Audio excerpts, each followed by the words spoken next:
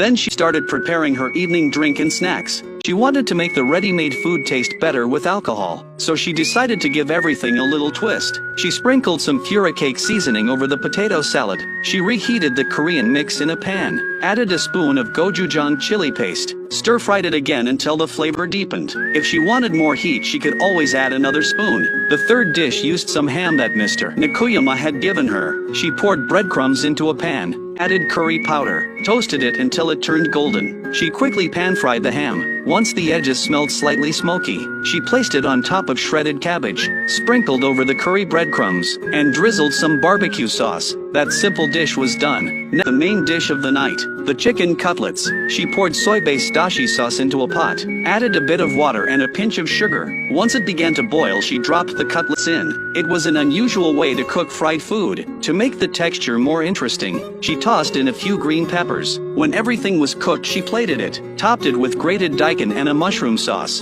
Then she took a cold beer and a glass from the fridge. Her simple evening feast was ready.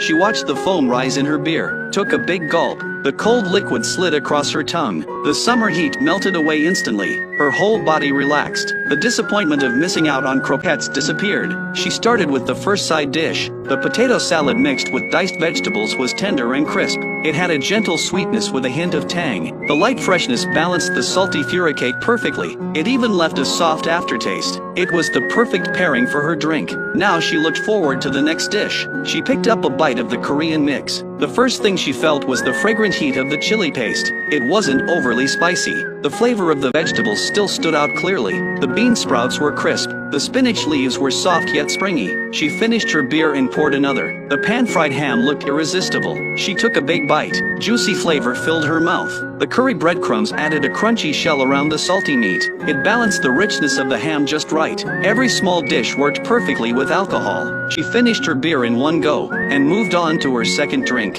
a lemon sour. Tiny bubbles rose endlessly to the surface. The cool fizz made the room feel a few degrees colder. She took a gentle sip. The flavor was light, yet it made her want to savor it slowly. The mild sourness refreshed her palate. Now it was time for the main dish. She took a bite of the chicken cutlet. The crispy coating cracked between her teeth. It was crunchy yet full of rich sauce. The grated daikon added a clean balance, making the chicken inside taste even juicier. Each layer of flavor built upon the next. It felt like she was chewing the warmth of everyday life, and the breeze of a summer night. She took another sip of her lemon sour. The refreshing sparkle made it impossible to stop. The dishes in front of her were pure perfection. To enjoy them fully was the best kind of respect. Time slipped by as she ate and drank. The chicken cutlet gleamed with sauce. The green peppers were shiny and fresh. She couldn't waste the remaining ham. Every bite brought a new flavor. Every taste a small surprise. Everything felt just right. Sachiko enjoyed being her most relaxed self. She cherished the quiet joy of drinking alone. When she finished her last sip of drink,